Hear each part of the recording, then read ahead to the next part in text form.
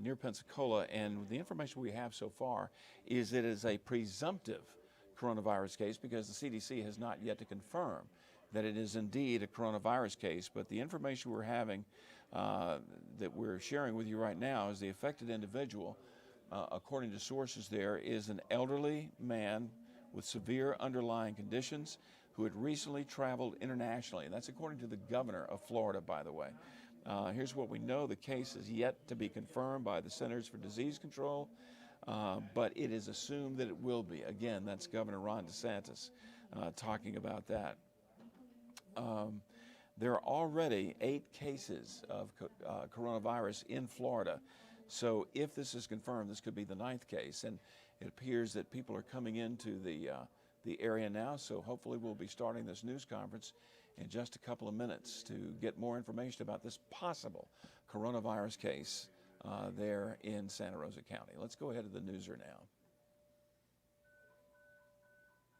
Well, thanks everybody again for coming this afternoon. We appreciate it. I'm Kathy Bowers. I work here at Baptist Healthcare. We are on a bit of a tight timeline today, so we'll just go ahead and get started. Scott Raines is our Executive Vice President of Baptist Healthcare, and he'll speak, and then they will move the microphones on down the table, and we'll just come down the table. Thank you, Kathy, and thank all of you for being here today. We've been operating with a heightened awareness for weeks.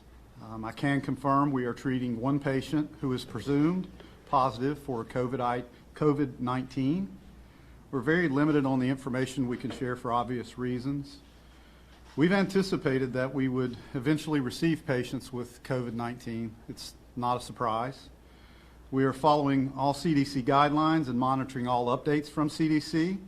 We're working closely with our partners in the county and at the state health departments, and we're ready for this. We take care of people. It is precisely what we do. We've been doing it since 1951 when we were formed. We have precautions in place to protect patients, visitors, team members, and others, and we're ready. And that's the message I would like to convey. To that end, I'll turn it over to Dr. Paul Glisson, our Chief Medical Officer.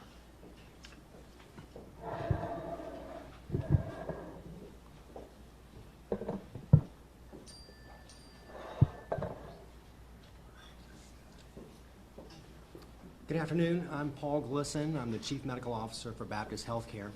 And I wanted to just go over give you a brief overview of the infectious disease protocols which we follow here at Baptist Healthcare.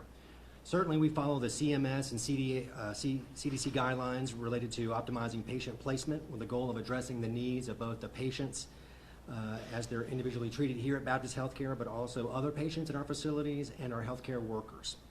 The CDC issues these guidelines because the prompt detection and immediate triage and isolation of these potentially infectious patients, it's very essential to preventing unnecessary exposures among patients, healthcare providers, and other visitors to our facilities.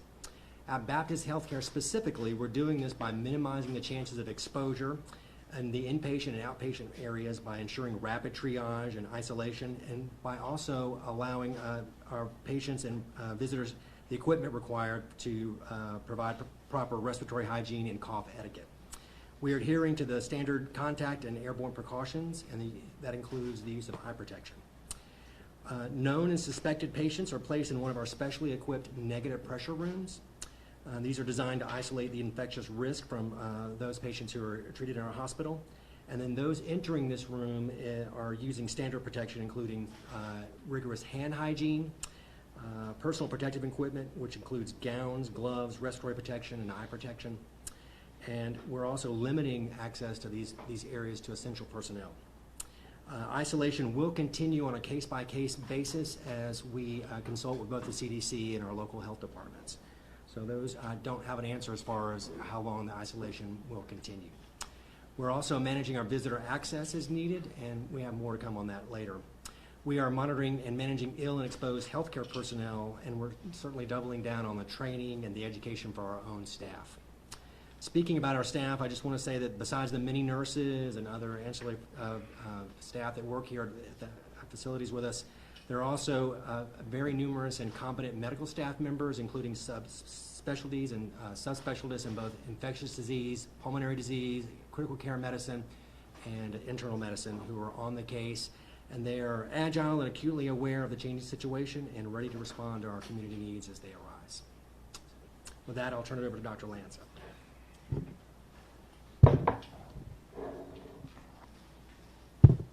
Good afternoon. I'm John Lanza. I'm the Director and Health Officer for Florida Department of Health in Escambia County. And this is a community issue, community health issue. Baptist is a very good partner in the past, present, and I'm sure will be in the future in helping us contain these kind of infectious disease processes, outbreaks. We will be working with them and other members of the community in contact tracing and continuing our disease surveillance, as we do every day in public health. We work with TB outbreaks, we work with hepatitis A outbreak. As you know, that's been going on for about 18 months now. We're still working that. This is something COVID has been known for the past 2 months probably, so this is a new disease of which there is no vaccine and no treatment for currently. Approximately a couple hours ago, I sent out through my PIO an email that sort of described the basic process for when someone thinks they may have been exposed or actually have COVID-19. And this statement has been approved by the health departments in Bay County, Escambia, of course, Franklin, Gulf, Holmes, Jackson, Okaloosa, Santa Rosa, Walton, and Washington counties. So those persons currently at risk for COVID-19, as per the CDC, include 1, someone who has traveled to and from an affected geographic area, including China, South Korea, Japan, all of Italy, and Iran. That more information is available at the CDC website as to which of those countries are currently affected. So those individuals from those areas in which there are widespread community transmission and also have a fever and symptoms of lower respiratory illness, these are the people that we are interested in testing.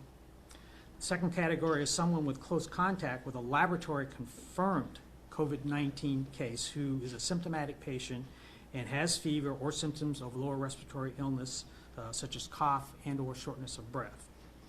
If someone thinks that they have COVID-19, they should call their healthcare provider before going to that person's office so the provider can take precautions to prevent exposing other people in the healthcare practice. Person should review their signs and symptoms and perhaps travel history with their physician. Your physician will evaluate you for other possible respiratory illnesses. Remember, we're in the cold flu season. Flu is still a significant problem. We have RSV, respiratory syncytial virus. We have human metapneumoviruses that are out there that produce essentially the same signs and symptoms as COVID-19. The physician will work with the health department in reporting signs and symptoms to the health department if the physician feels that this could be COVID-19. If the person is without health insurance or a health care provider, please contact the county health department here in Escambia or all those other counties in the Panhandle so that the health department can coordinate your medical evaluation and testing. I'm going to turn it over now to Sandy Park, who's the administrator and health officer in Santa Rosa County.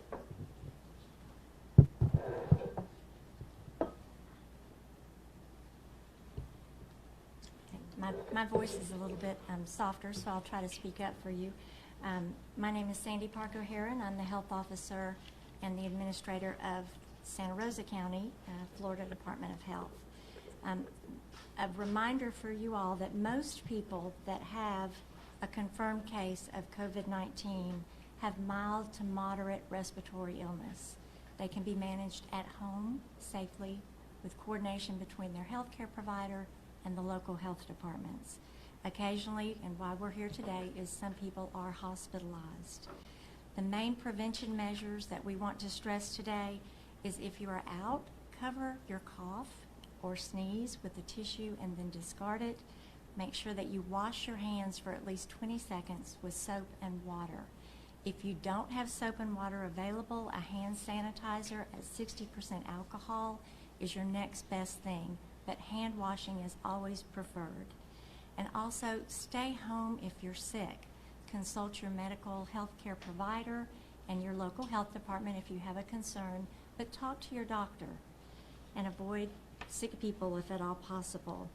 The Department of Health works continuously with all our community partners, emergency management, healthcare facilities, EMS, everyone in our community, to ensure that everyone is prepared in the eventuality of infectious disease outbreaks in our county. Additional information can be found at floridahealth.gov and, of course, cdc.gov as well.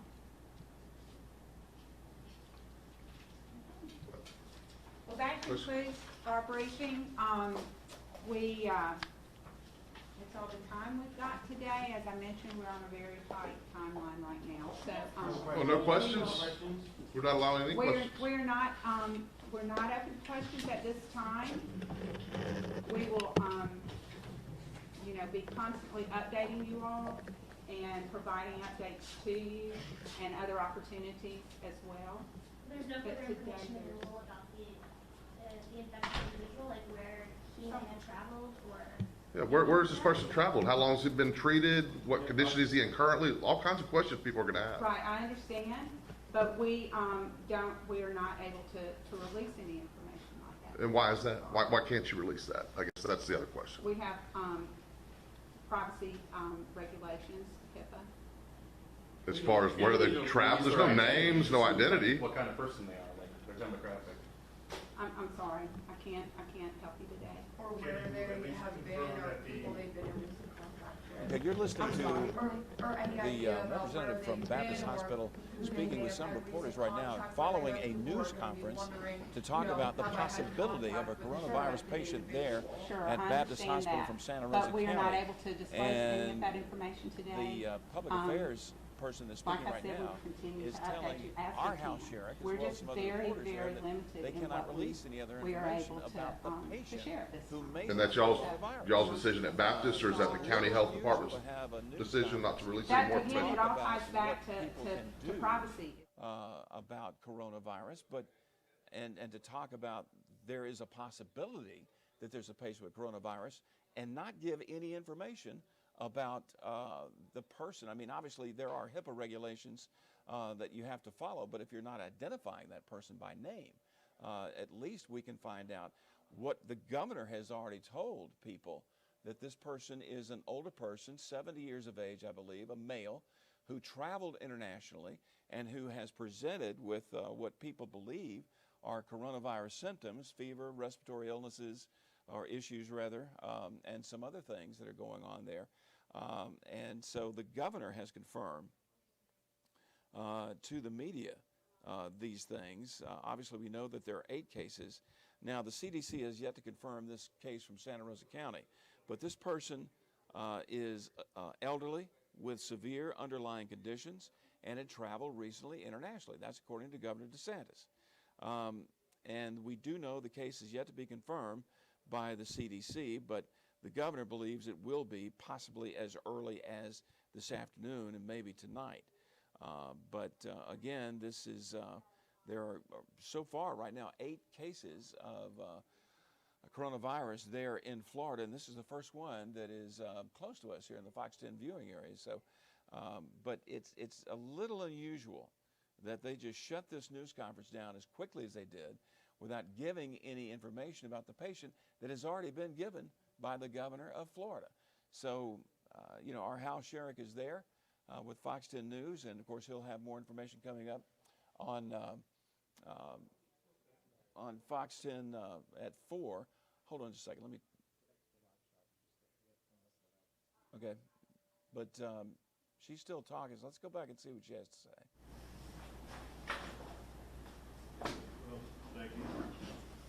Do you think, do you know when we might get another update from you guys? I don't, but we are we are very committed to sharing what we can when we can. I know it may not, may not seem that way right this instant at this point in time, but we will be doing that.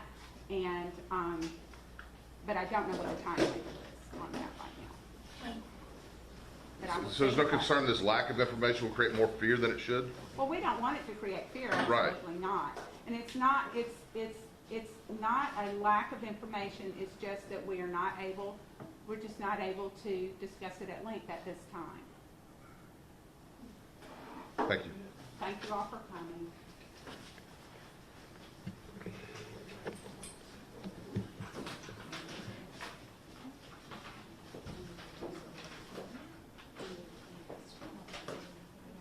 Pardon me?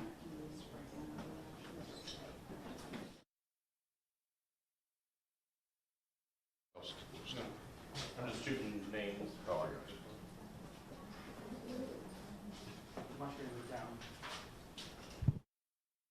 Okay, that's our House Sheriff, and as you see, the news conference is wrapped up, and we are still awaiting more information about this case. Like I said, the governor has gone on the record as saying, talking about this person, talking about the coronavirus issues that may or may not be present.